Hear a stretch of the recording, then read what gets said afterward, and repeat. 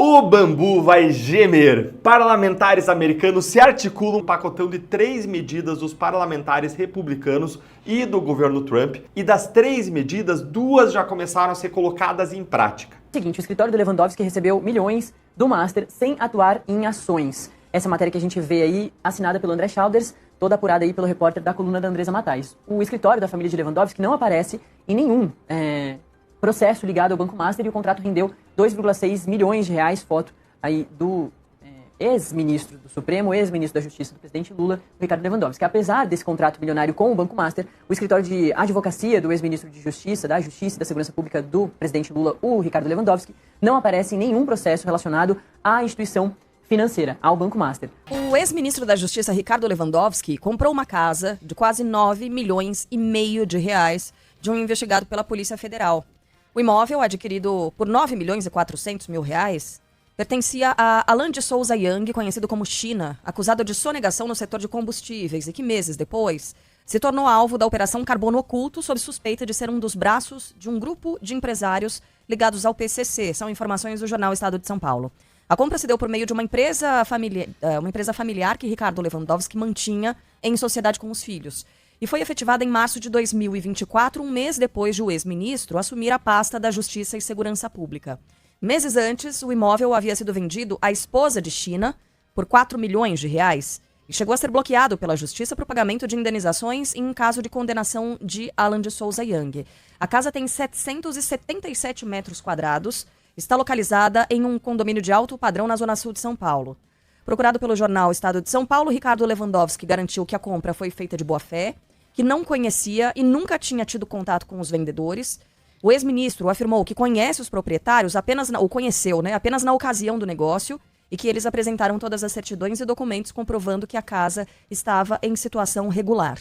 Ricardo Lewandowski disse ainda que não tinha como saber que Alan de Souza Yang era investigado, porque todos os processos contra ele corriam sob segredo de justiça. Não, se o governo é democrático, se há uma democracia, Exato. o primeiro direito que a gente tem falar muito mal do governo. E o governo aceitar, aceitar que as pessoas falem mal desse governo. Isso é básico da democracia. Senão o cara é rei. Exato. Tem a lei na Tailândia, lá é o rei. Eu sei, lá não pode falar. Então, mas aqui talvez eles estejam querendo ser um rei. Então, a lei na Tailândia, você não pode falar nada do rei. Não é só do rei, não. É de qualquer... A lei que tem lá... Falar mal do rei da Tailândia é extremamente perigoso. Preste atenção. Como é que funciona a Tailândia? Preste atenção. Recentemente as condenações têm sido recordes. Em janeiro de 24, um homem foi condenado a 50 anos de prisão por postagens no Facebook. Você tá brincando. O que eles estão querendo aí, ó? A nossa lei aqui, ó. A nossa lei, o que estão falando é que PT pede ao TSE retirada de regra que permite impulsionar críticas ao governo. Meu Deus. É isso aqui, ó. Pode copiar a lei? Chama a lei do rei da Tailândia. Mas você sabe onde... Aí vem o filho do Lulinha. É narrativa? Tá certo. Se é narrativa, vamos esclarecer os fatos. Agora, não fui eu que falei, não. CNN, Estadão, Globo, CNN, Gazeta do Povo. Quem é esse rapaz aqui? Desde o começo das investigações, o nome dele é citado. Eu trouxe aqui na última sessão que se Lulinha não tivesse viajado com careca do INSS para Portugal, juntinhos, eu renunciaria. E aí me taxaram de tudo que era coisa, porque eu estava mentindo. Aí pedi aqui a liberação da lista de passageiros. Deixaram não, blindaram. Volto a dizer, minha gente, deixa eu renunciar, eu tô doido para renunciar. Libera essa lista de passageiro, libera quem pagou a viagem de Lulinha para Portugal, libera pra gente ver se careca do INSS estava com ele. PF apura citações a Lulinha, PF comunica ao STF, diálogo de WhatsApps, anotações e passagem aérea, mesada, citações e viagens. Investigar. Quando saiu o nome do meu filho, eu chamei meu filho aqui. E eu falo isso com todo mundo. Olhei no olho do meu filho e falei, olha, só você sabe a verdade. Só você sabe a verdade. Se você tiver alguma coisa, você vai pagar o preço de ter alguma coisa. Se você não tiver, se defenda. Porque é assim que eu trato as coisas, com muita seriedade. As coisas que eu tenho vontade de falar, isso é um pilantra. É um pilantra profissional, bicho. É um pilantra profissional. Ou seja, ele foi preso conta do maior escândalo de corrupção da história do Brasil para desmascarar a mentira que foi dita contra ele. E detalhe, ele nunca foi inocentado. O Lula nunca foi inocentado. O Lula nunca foi inocentado. O Lula teve as condenações, foram 3, anuladas por uma questão sepiária, quer dizer, o juiz que condenou, ou seja, os juízes que condenaram não podiam ser aqueles do Paraná, tinha que ser de São Paulo. Você entendeu o que aconteceu com o Lula? Ele não foi inocentado por ninguém. Ele não foi inocentado por absolutamente ninguém. Aí ele pegou, chamou o filho na chincha e falou, não, filho, você vai esclarecer tudo. E tá aí, ó. Fugiu para Madrid. Por que ele não fala pro filho dele, vem para Madrid? Mas é um mentiroso, é um cara de pau, bicho. Como é que pode ter um sujeito desse vivendo na face da terra, Ricardo Rosso?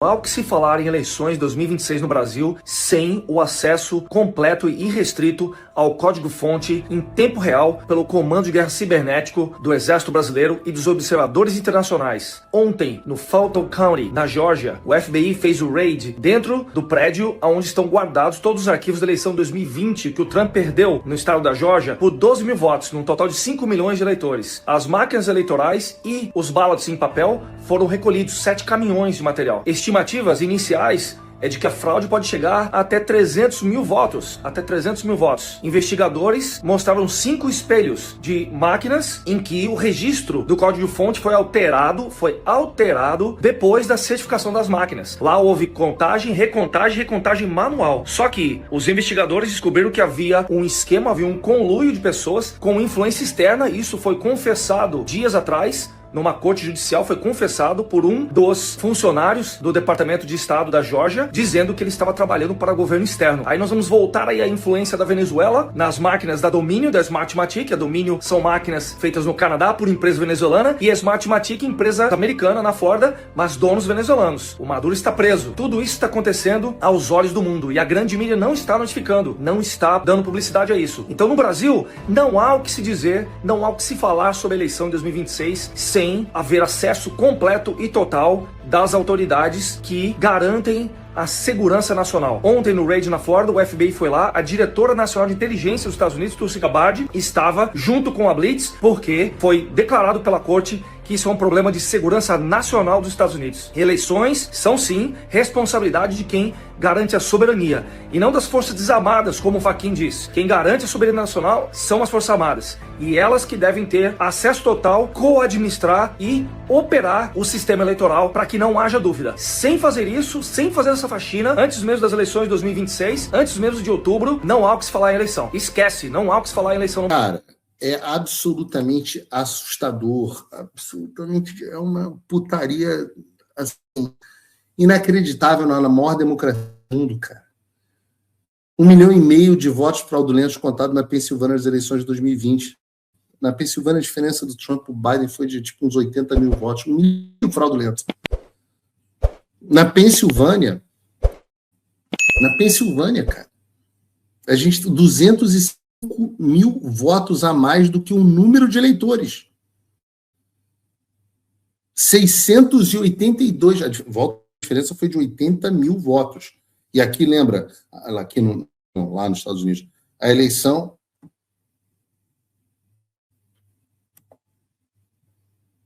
é por local, né, por estado.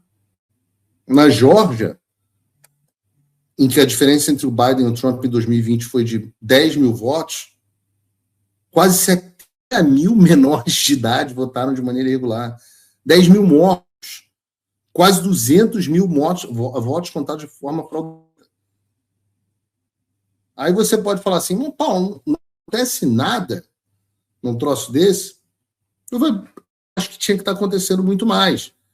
Mas eu acho que foi pouco criado no Brasil que o FBI invadiu nessa semana o escritório eleitoral do condado de Fulton, um dos condados com mais fraudes na Geórgia. Um daqueles que a gente dormiu e acordou totalmente diferente. E aprendeu o quê? as cédulas eleitorais de 2020 dentro de Fulton.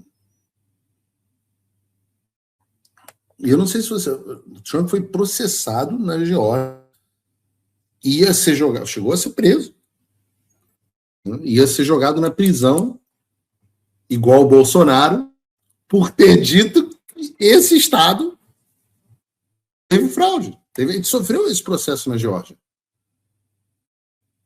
E quantos votos, isso eu citei só alguns, quantos votos fraudulentos não foram contados no Arizona, no Michigan?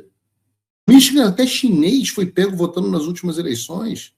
Olha, eu acredito que tem grandes chances, sim. Não é apenas a esperança que nós todos temos que ter, é pelos fatos que se apresentam. Há uma virada muito grande, a ilusão que o Lula projetou em 2022, desde a picanha, com a facilidade, o assistencialismo, não subsiste mais.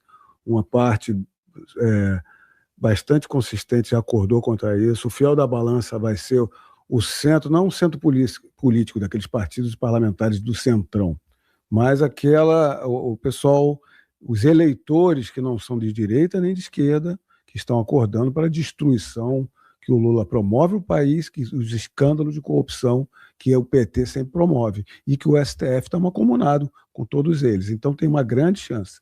E ainda mais porque o mercado financeiro se aproveita do rentismo, né, dos juros, só que não vai se aproveitar se o país acabar. Assim como o centro vai vir com pautas que são de direita, segurança pública, proteção à família, a ética judaico-cristã, defender a igreja e a fé. Então tem muito para se trabalhar. Essa tração que o Flávio Bolsonaro ganhou surpreendeu a todos. E foi a escolha certa do presidente Bolsonaro, jogou todos para o lado. Então tem muito para crescer, a rejeição cair. Tem outra coisa para explicar para todos vocês que a gente pode fazer, como o mercado já está apostando, e não são pessoas, dentro de uma lógica de pessoas com interesses próprios. O interesse do mercado já está demonstrando querer um Flávio Bolsonaro e não um Lula. E as empresas Rumble e Trump Media pediram à Justiça Federal dos Estados Unidos que o ministro do Supremo, Alexandre de Moraes, seja intimado por meio do seu e-mail institucional.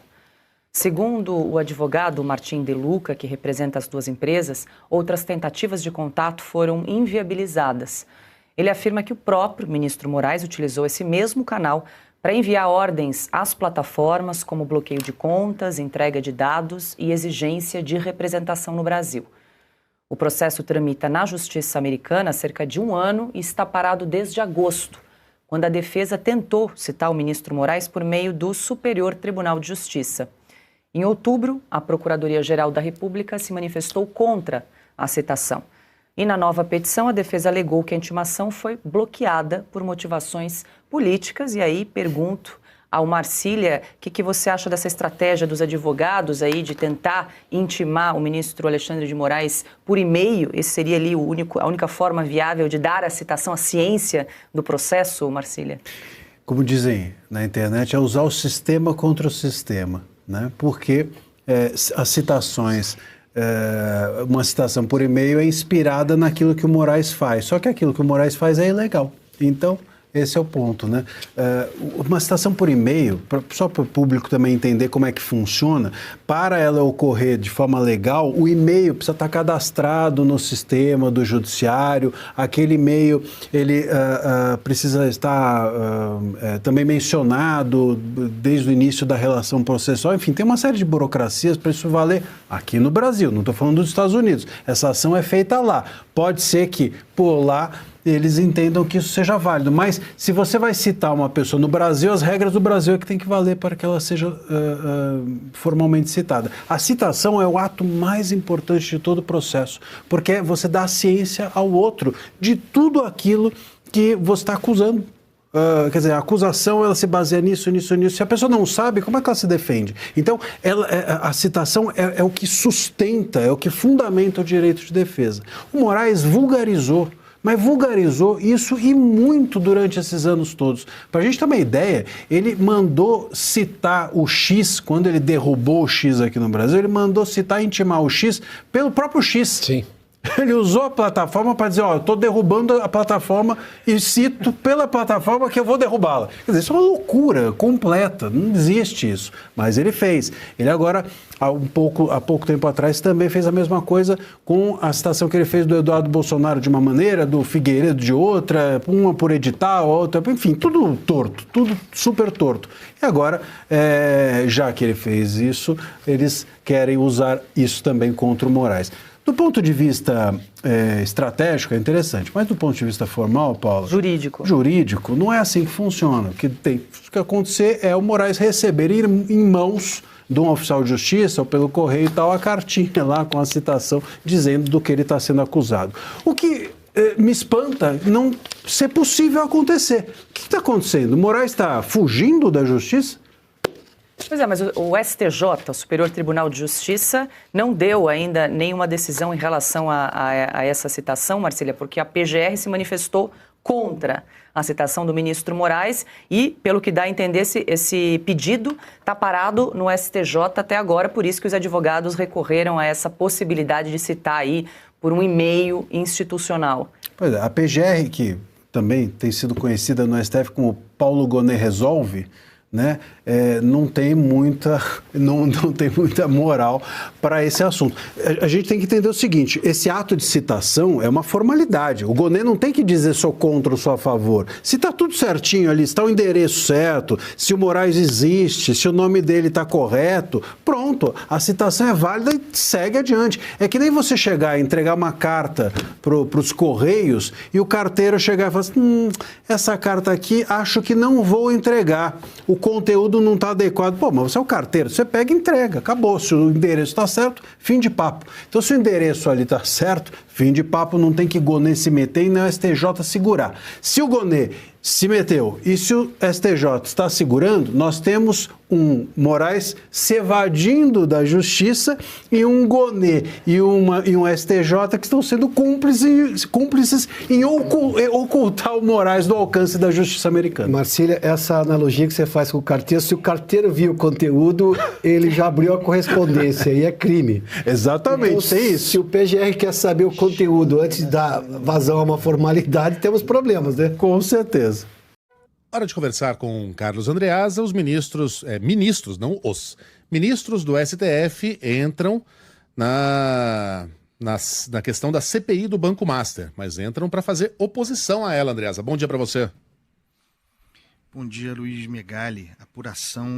Bom dia, meus amores, bom dia a todos. Apuração da grande Malu Gaspar, no jornal o Globo. O título do texto dela é esse.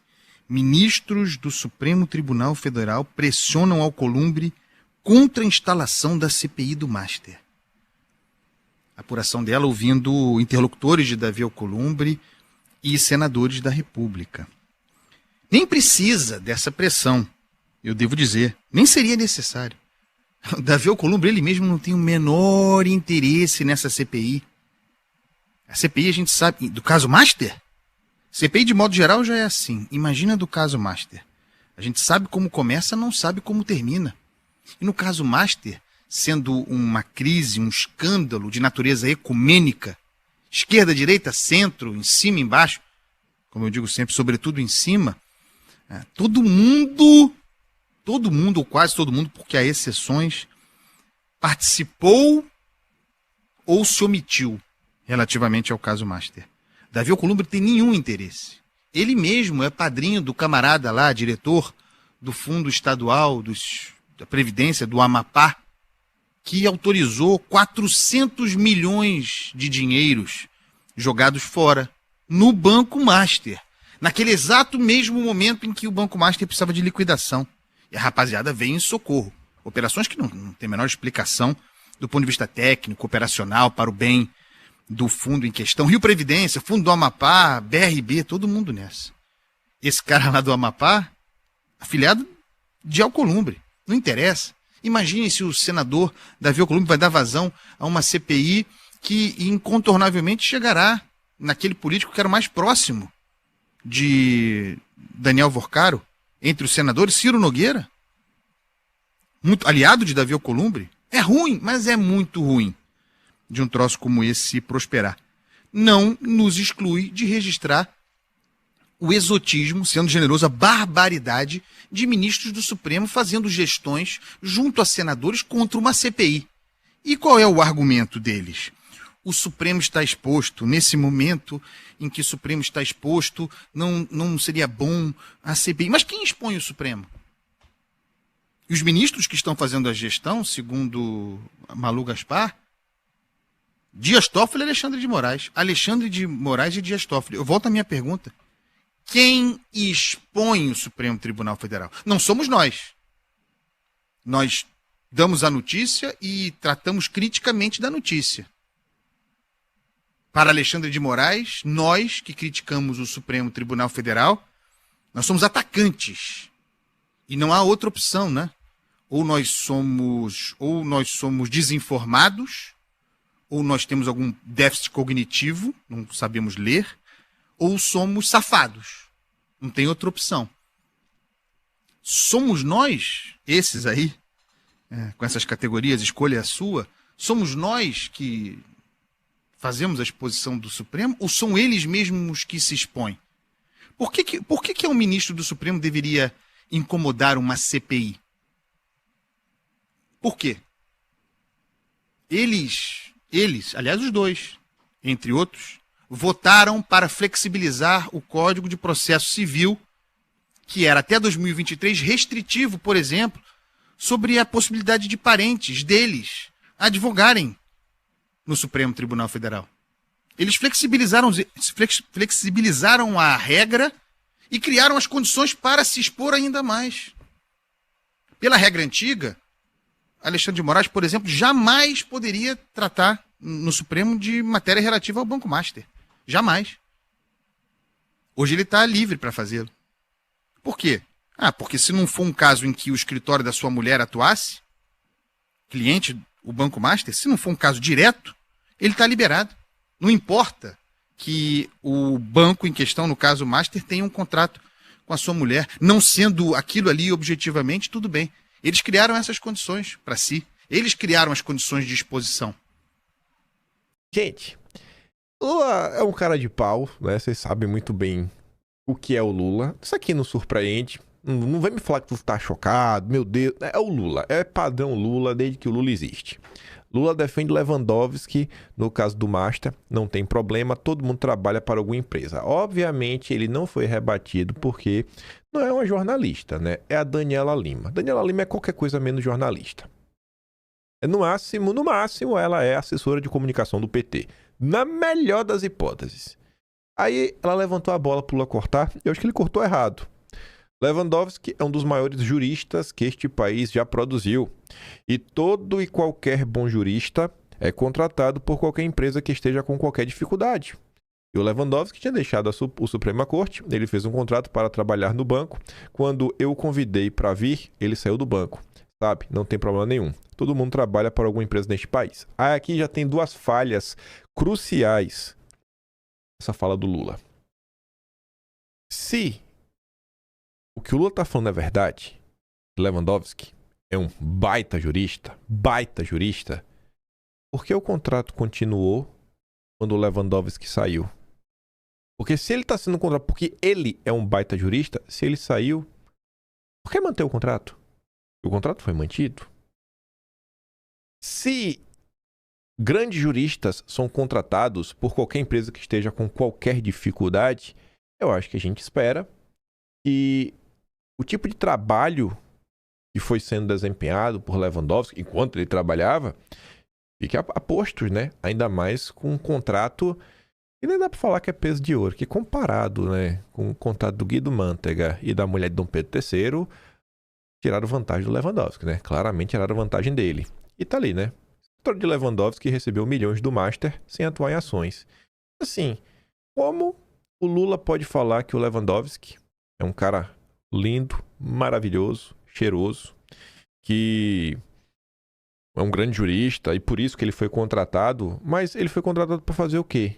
Então a explicação do Lula não para de pé. A Daniela Lima, ela não é jornalista, mas se ela não fosse assessora de comunicação do PT, uma serviçal do que existe de pior neste país, ela poderia ter rebatido o Lula. E tá ali, né? O escritório de advocacia do Lewandowski não aparece em nenhum processo relacionado ao Banco Master. Como revelou a coluna, Lewandowski mantinha um contrato de consultoria jurídica no valor de R$250 mil mensais. Esse acordo permaneceu vigente até setembro de 2025, durante parte do período em que Lewandowski foi ministro do governo Lula. Outro ponto aí que o Lulinha tem que se explicar melhor: acesso relâmpago. A investigação ainda era sigilosa, a investigação do Banco Central em relação ao Master, e Vorcaro já se encontrava com Lula. E Lula falou para Danilo Lima também é a coisa mais normal do mundo, porque ele recebe todo mundo. Ele é um cara muito aberto ao diálogo. As datas não são precisas, mas impressiona a velocidade com que o banqueiro Daniel Vorcaro conseguiu acesso ao gabinete do Lula. Aí, olha essas datas que a Raquel Landim coloca. Em novembro de 2024, o Paquito foi chamado ao Banco Central para assinar um termo de comparecimento. Conforme revelado pelo Estadão, era uma espécie de alerta que dava a ele 180 dias para resolver os problemas de liquidez do Master. Novembro de 2024. Ele foi chamado ao Banco Central. Paquito, vem aqui no Banco Central, vamos bater um papo. Ó, achamos algumas coisas aqui estranhas. Você tem 180 dias para resolver. Novembro. Aí, em dezembro, um mês depois, o Paquito chegava ao Planalto para a reunião com Lula. Não é estranho isso? Em novembro, o Banco Central diz: tu tem 180 dias para resolver. Aí o que o Paquito faz no mês seguinte? Vai chorar no pé do Lula. Lula, estão me perseguindo. Um encontro que não constava na agenda oficial, marcado pelo Guido Mantega. O que ainda é mais estranho, né? Pô, após receber 180 dias para resolver um pepino, tem uma reunião com Lula fora da agenda oficial. E quem faz o intermédio é o Guido Mantega, que é amiguíssimo do Lula e estava recebendo 1 milhão. Lula disse que chamou para a reunião Rui Costa e, naquela época, o quase presidente do Banco Central, Galípolo. Conforme apurou a coluna, quando o Galípolo chegou na sala, os outros já estavam sentados e conversando. Ele estava ali a pedido de Lula para esclarecer as dúvidas do presidente. No fim de 2024, o mercado já sabia do carrossel financeiro do Master, que vendia papéis de alto risco, contando com a cobertura do FGC, e havia alertado o Banco Central. O que ninguém imaginava é que a autoridade monetária estava nos calcanhares do Paquito. Isso aqui o Lula explica, né? Uma baita coincidência nessas datas.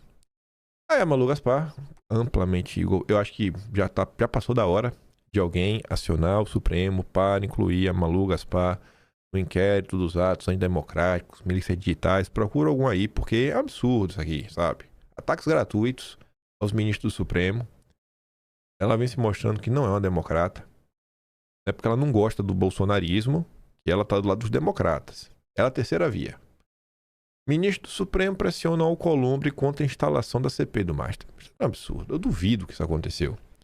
Aí ela ainda cita nomes. Ela ainda acusa Dom Pedro III e o Toffoli como as pessoas envolvidas em pressão e integrantes do Senado como um todo, e especialmente o Batoré, para barrar a instalação da CPMI do Master.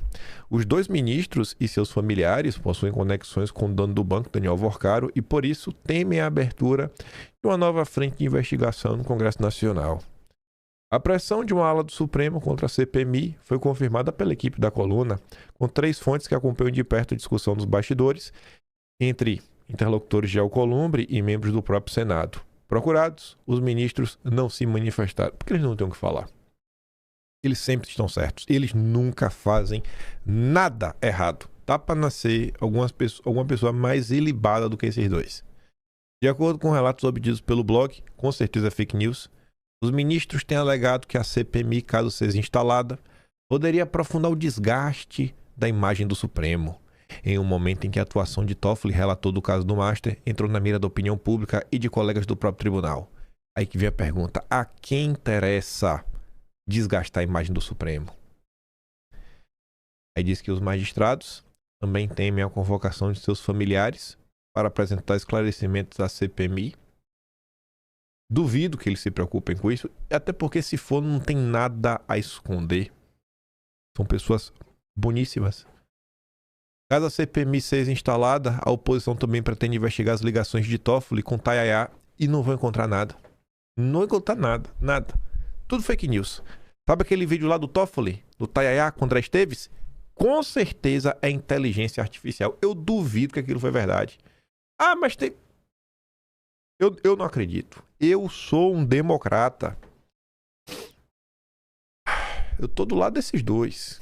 Tô contra o Fachin também. O Fachin tá flertando com coisa muito errada. Falas de Toffoli e Dom Pedro III em julgamento anunciam um caminho duro para código de ética no Supremo. Aí diz assim, ó. As falas dos dois, no julgamento sobre regras de uso das redes sociais por juízes, mostram que não vai ser fácil aprovar um código de conduta para o Supremo. Parte dos ministros que apoiam o projeto do Fachin consideram o posicionamento da dupla absurdo. Eu fico perguntando quem é parte dos ministros. Eu não consigo crer que é o Flávio Dino. Eu não consigo crer que é o Zanin. Eu não consigo crer que é o Gilmar Mendes. Inclusive o Gilmar defendeu ambos. Então, aqui você já matou 3. Já com esses 2 dá 5. O Supremo hoje tem 10. Aí sobra o próprio Fachin, Carmen Lúcia. A Carmen Lúcia pode ser que seja que acha um absurdo. Tem o Fux também, o André Mendonça e o Cássio. O voto desse não serve de nada, né? Principalmente que esses dois são bolsonaristas. Graças a Deus, pelo menos metade do Supremo tá do lado certo. Pelo menos metade tá do lado deles.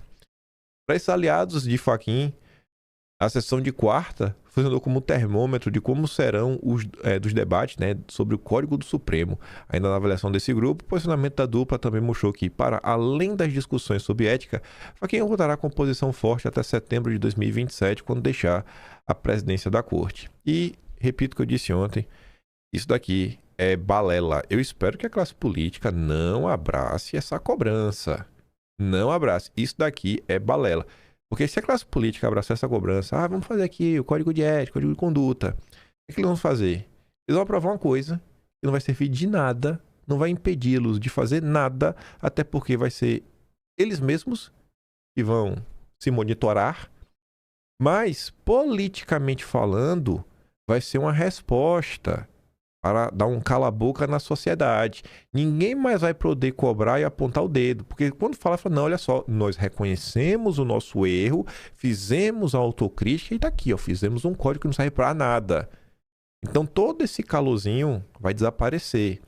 E aí vai ser aquela união da imprensa, de todo o consórcio, editorial do Estadão, comentários André Sadi na Globo News, de que tá vendo aí. Nunca duvidei que o Supremo fosse uma grande instituição. É a única instituição que dá o exemplo, diferente aí do Congresso, que trabalhou para se blindar. Lembra daquela PEC da blindagem? Vai ser assim. Eu tenho certeza que isso vai acontecer. Eu, de coração, eu espero que a classe política trate esse assunto como eu vejo, uma cortina de fumaça. É tudo que eles querem que o pessoal fale, não, isso aí mesmo tem que fazer. Tem que fazer, pronto, fizemos. Fizemos, tá aí, ó. Agora, vai reclamar da gente do quê? A gente não fez o que vocês queriam? Tá vendo que a gente escuta a sociedade? Tá vendo que nós escutamos a voz do povo? Vocês queriam um código, entregamos. Não dá pra cair nessa conversa mole.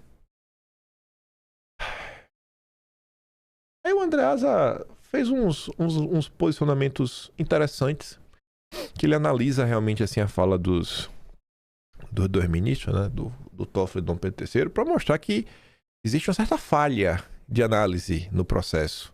Quando diz, não pode dar palestra, não sei o que. Ele fala, cara, vamos pegar aqui a Constituição. Onde é que a Constituição diz que pode dar palestra?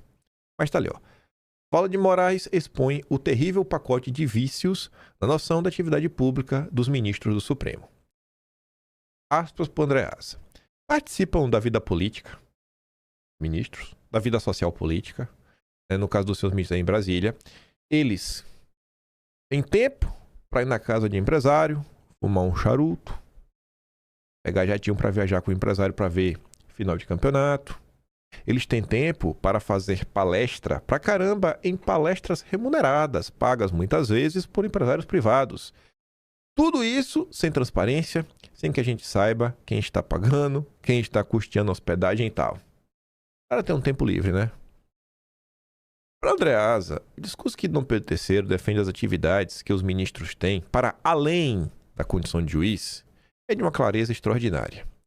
E é bom que seja claro, expondo aí sim o terrível pacote de vícios que compõem a noção mesmo da atividade pública dos ministros do Supremo. Andreasa Moraes só vê opções para críticas ao seu trabalho na ignorância ou má fé. Não existe crítica honesta para Dom Pedro III. Claro que não imagina, não pode ser criticado. Nosso Salvador imagina imagina se ele pode ser criticado. Andreasa, é bom que haja mais vedações ao juiz do que outros, né, dada a responsabilidade da função. Além disso, o colunista questiona a autorização dada pelo CNJ para que os ministros também deem palestras. E aqui que ele coloca, né, o pingo no i. A Constituição, artigo 95, e a Lei Orgânica da Magistratura, no artigo 36, ambas, autoriza que, para além da condição de juiz, ele possa dar aula, ou seja, exercer o magistério. Ponto. Não é necessariamente palestra. Pode dar palestra? Não pode. Como poderia? A Constituição não autoriza. E a Lei Orgânica da Magistratura tampouco. E eles fizeram uma interpretação. Houve uma corrupção no sentido da ideia de magistério, de dar aula, de lecionar. O CNJ se impondo à Constituição, né? A Constituição devia estar aqui, depois a Lei Orgânica e depois o CNJ. O CNJ agora está mandando na Constituição. Enfim, decidiu que, porque podem dar aulas, podem dar palestras. Como se as palestras que eles dão fossem palestras acadêmicas, e não são. Então nem palestra poderia dar. Para Andreasa, esses eventos podem servir de fachada para relações econômicas cruzadas, participação em converscotes, encontros muitas vezes internacionais em que na ponta a palestra, a conversa, a superfície, a ponta do iceberg, agora lá embaixo, mas em que se exercita livremente o lobby, eventos financiados por empresários privados com interesses no tribunal. No quadro, Andreasa também aponta que o problema não é que um ministro seja acionista de empresas, mas os conflitos de interesse que isso causa. Por exemplo, o seu Dom Pedro III não deveria poder julgar os casos relativos ao Banco Master. Não deveria poder porque a sua mulher foi advogada do Banco Master. O senhor deveria ser impedido de julgar. Mas os senhores mesmos mexeram no Código de Processo Civil para permitir que sim, desde que não seja o julgamento do caso em que o escritório da sua mulher, atua, não há problema em julgar um caso, do cliente do seu parente. Andreasa também comenta a participação de Toffoli no debate, no momento em que Dom Pedro III trata da autorização para que os ministros tenham cotas em sociedades de empresas. Será que estaria prevendo que talvez o Toffoli seja cotista de alguma empresa, tipo um resort de turismo? O problema não é o juiz ser fazendeiro. E no lugar do fazendeiro você coloca a atividade do que quiser, banqueiro. O problema é ele pega carona no jetinho do fazendeiro. Realmente, aí pega meio mal, né? Aí falando do escândalo propriamente dito, no dia de ontem, a turma do UOL conversou com... O nome do cara tá ali, ó. Deixa eu ver. Oliveira Neto. É o cara que estava à frente da Fictor. E tentando comprar o Banco Master com os investidores árabes.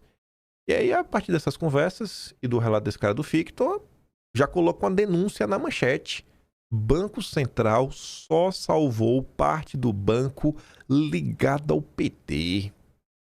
Diz mediador de compra do Master. Mas como assim? Ele vai te explicar. Aí explica, é formado da administração de empresas pela FGV, com passagens por bancos como JP Morgan, Santander Brasil, HSBC. Oliveira Neto, hoje com 48 anos, é dono da assessoria financeira 369 Capital e havia sido contratado por um grupo de investidores árabes ligados ao Fictor. Os nomes continuam em segredo para intermediar a compra do Master. Para levar adiante a transação, Oliveira Neto diz ter vasculhado toda a carteira de crédito do Master sem encontrar qualquer sinal de fraude. Agora, ele critica o Banco Central por ter tornado inevitável a queda do Master ao autorizar, em julho de 25, a cisão do Departamento de Crédito Consignado, o Credicesta, que acabou sendo incorporado pelo pelo Banco Pleno do Augusto Ferreira Lima, ex-sócio advogado no Master. O ex-futuro novo presidente do Master afirma, sem dar detalhes, que Lima é ligado ao PT.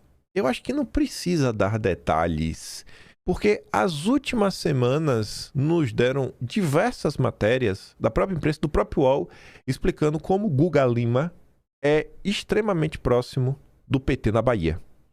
Extremamente próximo, em especial do Jacques Wagner e do Rui Costa. E acabou ficando com a parte mais lucrativa do banco, enquanto o Master virou zumbi. Sem a vaca leiteira do consignado, o banco só ganhava dinheiro com a compra e venda de carteiras de crédito geradas por terceirizadas, como a Tirreno e a Cartus, algo que antes era feito pelo próprio banco. O que é que ele estava comentando aqui no final? Não teve lá o Eubank, que no primeiro momento ficou de fora, e aí quando não conseguiu honrar os pagamentos com o Mastercard, aí, enfim, decretou liquidação extrajudicial. Ele tá falando o seguinte, cara, tinha ali o Banco Master e tudo mais. Do jeito que tava para vender, tinha muita parte ruim que dava prejuízo. Mas o Credit Sexta que já tava rodando, tem lá, né, a turma já com o consórcio, o consignado e tudo mais, aquilo ali pode ser vantajoso. E essa compra, ele vai explicando ao longo da matéria, o interesse dos tais investidores árabes, segundo ele, faz até sentido. Ele fala o seguinte, que o mercado de capitais no Brasil ainda é muito fechado, principalmente para a entrada de capital estrangeiro. E, enfim, de diversas partes do mundo. Ele até fala, dinheiro vindo do leste europeu, da própria Rússia, que meio que estaria fora do SWIFT, e que o Banco Master estava tentando, né, antes de ser liquidado, ficar naquele sistema de pagamento que é do chinês. Eu não sei como é o nome. Mas é o tipo concorrente do SWIFT. Eu sei que no final do dia ele fala o seguinte, cara, a galera queria entrar também, porque ele tinha uma parte boa, tinha uma parte ruim, e assumiu o prejuízo, e ia focar bastante em tentar transformar o Master como uma porta de entrada para o capital estrangeiro. Né? Os árabes quisessem investir no Brasil, tudo mais, comprar coisa, falar, ó, cara, estamos aqui, temos lá um banco no Brasil, se precisar, em tese esse grupo de investidores árabes conhecem várias pessoas e poderiam fazer essa intermediação. E aí ele reclama disso, fala, cara, a vaca leiteira que daria para aproveitar é a parte do Credit Sexta, que é ligado ao PT, aqui queria separar, né? E se eu não estou enganado, deixa eu ver aqui, essa informação é muito perigosa para afirmar.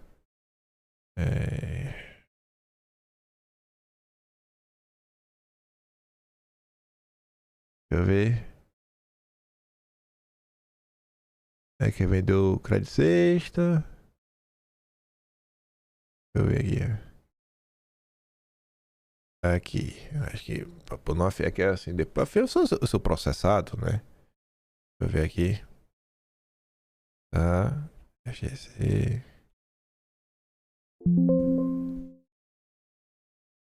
Sexta. Aqui. Pronto. Dá para afirmar, né? Tem que ser processado. Então, o Credit Sexta era de interesse de muitas pessoas poderosas, como o nosso queridíssimo Dedé. Aí você vê, olha, o governo Lula deu uma separada aqui, não cai não. O governo Lula não, né? O BC do Lula deu uma separada, né?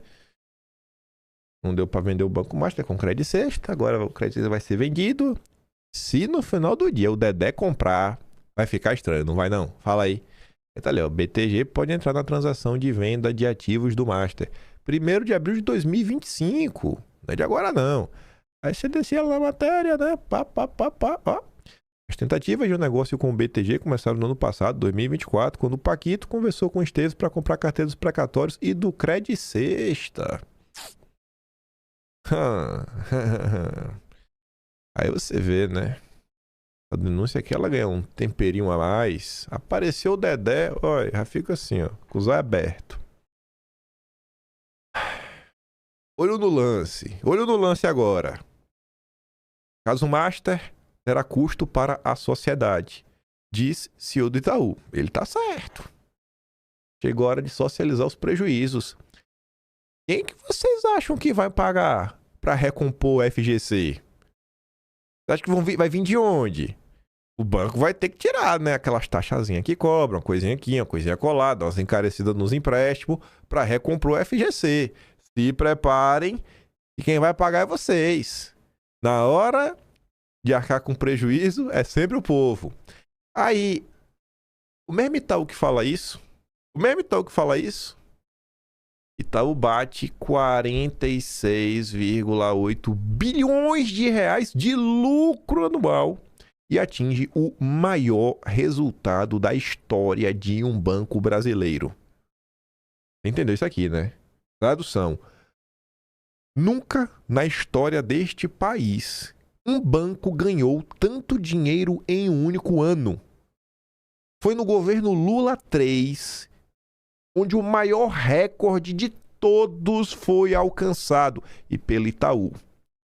Nunca antes na história desse país um banco fez tanto dinheiro, tanto lucro em um único ano, como o Itaú na era Lula. Aí você entende porque os banqueiros votam no Lula. Porque a Faria Lima odeia Flávio Bolsonaro, odeia Bolsonaro. São números. São números. No final do dia são números.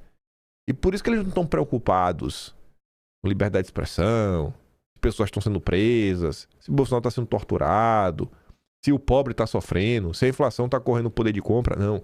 Eles estão com o bolso cheio. O governo Lula, o pessoal não diz que o Bolsa Família é o programa de transferência de renda. A fake news é falar que o Bolsa Família é o maior programa de transferência de renda desse país. O maior programa de transferência de renda da história do Brasil se chama Juros da Dívida. Nunca se pagou tanto dinheiro para quem não trabalha como na era Lula. Eita, rapaz. Aí pegando o vácuo, né? Não é só o Itaú, não. Santander sobe 12,6% para 15,6 bilhões em 2025. Quando é que a gente vai ver uma notícia dessa de uma empresa que produz algo, de preferência uma indústria grande, de grande porte, crescimento de 12%?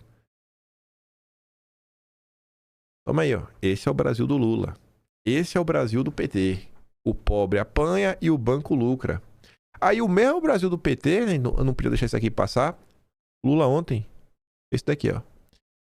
Injustiça tributária elevando o carisma de 10 milhões de brasileiros, de trabalhadores brasileiros. O grande vencedor é o povo brasileiro. Se você é playboy, isso aqui não é sobre você. Mas se você é trabalhador que ganha até 5 mil, seu carisma certamente está grandão, porque você não paga mais imposto de renda. Ou seja, se você ganha acima de 5 mil reais, você é playboy. Se você ganha acima de 5 mil, você é playboy. O teto do professor está 5 mil e pouco. Ou seja, Lula está chamando todo professor desse país de playboy. 5 mil é playboy. Olha, 12, né, 15 bi, 46 bi. Bilhão, não é milhão não. E o playboy, talvez seja você. Tomara que seja você, viu? Ainda sobre essas confusões do Baster, né? Mas sobre outra ótica, falando dos bancos, BRB terá de diminuir de tamanho ou receber aporte maior do Distrito Federal para superar perdas com o Master. A Renata pergunta, né? Daqui a pouco surge um acordão silencioso entre o FGC, a Faria Lima, pro Dedé ficar com o BRB, né? Quem que vai fazer esse aporte aí? Vai ser o Distrito Federal? Por que não vende logo, tem o BRB? Vende logo aí, pô, o Banco Estatal. Vende pra alguém. Com certeza aparece alguém pra comprar. O prejuízo sempre fica pro povo. E a brecha no prejuízo para ter algum tipo de lucro sempre fica com os mesmos atores de sempre. Aí falando do Fictor, também, que rolou nos últimos dias, né? Com dívida de 4,3 bilhões, Fictor pede recuperação judicial. O argumento deles de falar que quebraram, nós quebramos, foi porque que a liquidação extrajudicial do Master, né, essa compra, a forma como venderam, levou investidores ao ápice do pânico e recuperação judicial. O pessoal viu que tá acontecendo, meu Deus, vou tirar meu dinheiro da Fictor, não confio, meu Deus, a Fictor tá envolvida nisso. Aí queimou o filme da Fictor, ninguém confia mais na Fictor, e aí eles faliram, né? Basicamente isso, recuperação judicial. É uma justificativa que, ok, né? Tem uma certa lógica, mas se colar contigo, colou, né? Se não, é o Brasil.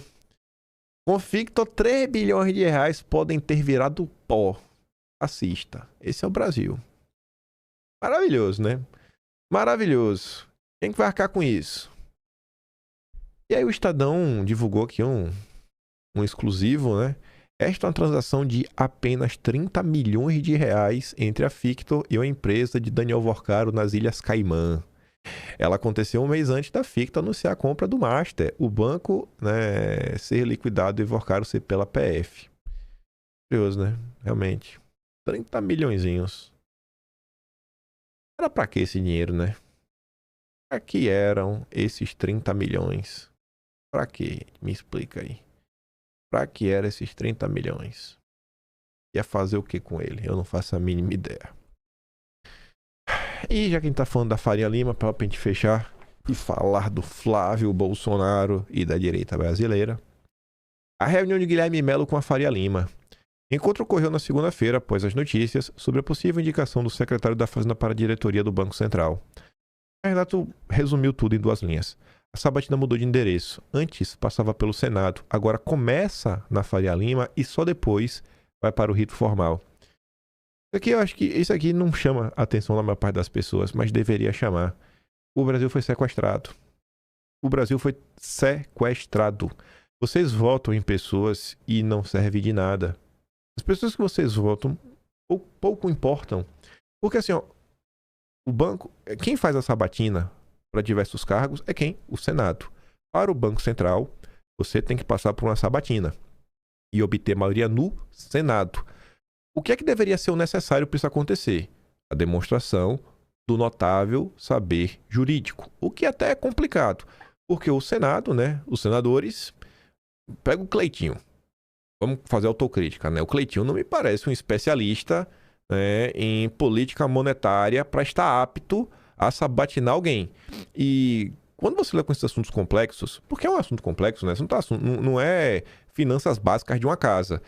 É muito fácil você dar olé, um olé mesmo, mas bonito, né? Driblar o cara e não conhece do assunto. Por mais que você, sei lá, tenha entre os seus assessores algum economista, ou você peça ajuda à assessoria, sei lá, a assessoria técnica do Senado, né? Pedir parecer e tudo mais. Cara, se a pessoa não entende, não é um assunto simples, não é um assunto que a pessoa estudou um mês, vai conseguir sabatinar o economista.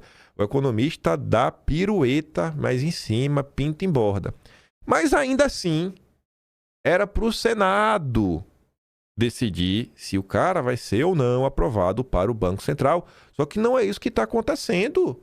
O cara está indo bater na porta da Faria Lima. Tá indo bater na porta de banqueiro para pedir permissão. Isso, inclusive, também é uma prova de que não existe banco central independente. Até porque não é que esse Guilherme Melo ele é petista, ele vai fazer o que ele quer. Se ele fizer o que ele quer, ele nunca mais vai arrumar emprego na vida. Se ele fizer o que a Faria Lima não quer, quando o mandato dele no Banco Central acabar, ele não vai mais arrumar emprego em lugar nenhum. E isso também é um problema, e isso tem tudo a ver agora com Flávio Bolsonaro, assim, ó. Já falei para vocês, a minha expectativa com qualquer presidente do Brasil, ela é bem realista. É o quê? Eu espero que o Flávio Bolsonaro, ele consiga dar um choque na segurança pública e destravar essas amarras regulatórias, principalmente as ambientais, que impedem que o Brasil se desenvolva. Fez isso, começou a colocar ordem na casa também na questão da educação, que ok. Um choque com o establishment, com a elite financeira que sustenta o regime, paga por palestra. Gente, isso não vai acontecer. Eu já contei essa história, eu sempre dou esse exemplo. Certa vez eu conversei com o Adolfo Saxida, que é um cara que joga junto. O Saxida, que tem experiência na área, a secretaria dele tinha 72 indicações. Ele tinha 3 nomes. E eu conheço pessoas que até pensaram em algum momento, não na área da economia, mas em outras áreas, cultura, burocrática, que receberam propostas para ir para Brasília, mas não foram. Por quê? Porque o salário pode parecer alto, mas o custo de vida em Brasília é alto. Não é todo mundo que mora em Brasília. Ou seja, você tem que pagar aluguel, você tem que se deslocar e tem todo o desgaste. Você vai deixar o seu trabalho que você já tem em segundo plano. Não é fácil. Imagina você ter o seu emprego. Vai sair do teu emprego, tu não sabe se tu vai voltar. Ainda que tu tenha tua empresa. Tu vai fazer o quê? Tu vai fechar tua empresa? Então, assim, não é qualquer pessoa que topa ir. O salário é bom, mas às vezes pode até ser menos do que a pessoa já ganha, com a dor de cabeça ainda maior. Então, é um negócio complicado. Então, pega essa lógica do Guilherme Melo no Banco Central, que Se ele não fizer o que a Faria Lima quiser, ele nunca mais vai encontrar emprego na Faria Lima. Então pegue os figurões, que são pessoas que vão ocupar secretarias, né? Sei lá, secretário adjunto, os cargos mais altos. Ocupar esses cargos não é fácil. Por isso que eu falo pra vocês, não é sobre o Flávio ser um cara que entende de tudo, tem os olhos abertos, tem os falcões. É impossível você achar pessoas em número suficiente para ocupar a máquina pública. A direita não tem banco de reserva. Não tem banco de reserva. Nessas questões técnicas, não tem banco de reserva. Não existe uma Heritage Foundation no Brasil, lá do Projeto 2025, que cataloga todo mundo, as pessoas que são boas em determinadas áreas. Não tem. Inclusive, focar na construção de um projeto de país poderia ajudar nisso. Por quê? Porque você ia trazer pessoas especialistas em áreas específicas e você ia começar a fazer network e procurar nomes, indicações. Então, assim, vai ter muita gente que vai colocar expectativa lá em cima no governo do Flávio. E se o Flávio não conseguir porque é impossível, vão falar porque o Flávio isso. Quem mandou indicar fulano? Quem mandou indicar... Vai ser aquela gritaria. Eu já tô falando. As pessoas vão tratar o Flávio, uma grande parte das pessoas, como trataram o governo do Bolsonaro. Vão exigir coisas impossíveis e quando o impossível não acontecer, vão ficar jogando pedra. Mas vamos falar do nosso presidente. Vamos começar a falar, na verdade, da direita. Nem lembrava disso daqui. Isso aqui é bem relevante, importante. No dia de ontem, 2 notícias ruins mesmo. Vou começar pela de baixo, que foi menos grave, e eu acho que isso aqui vai resolver. O plano do Cláudio Dantas ontem, ele caiu a live do Dantas. Foi detectada, sei lá, incentivo, arma de fogo e tudo mais. Por quê? Porque na abertura do programa do Cláudio Dantas, pelo que eu entendi, tinha uma imagem. Só que ele usa isso daí há anos e nunca tinha dado problema. Não acho que isso é uma coisa que veio pra ficar, meu Deus. Eu realmente não acho. Pode me chamar de otimista, não acho. Quem assiste aqui meu vídeo de forma mais recorrente, com certeza deve ter visto alguma foto de alguma ação da polícia ou do crime. Eu boto um quadrado azul no guarda-chuva e eu falo a palavra guarda-chuva e parafusadeira. Por quê? Porque eu conheço como isso aqui funciona. A notícia não chega? A informação não chega? Mas você tá se autocensurando. Tô mesmo. Por isso que eu tô aqui até hoje. Se eu fosse falar o que eu falo no privado, tava preso. Eu penso igual a vocês. Eu sou louco igual a vocês. A diferença é que eu sei que na hora que eu ligo a câmera, eu não posso ser tão louco. Agora, a outra notícia, essa é muito mais grave e triste, né? E é o canal Timeline, pô. O canal do Alan, do Lacombe. Mais de 500 mil de inscritos, sabe? Foi derrubado, pô. E aí sim foi decisão judicial, né? Rapaz... Eu sinto que essa parada é com o Alan, sabe?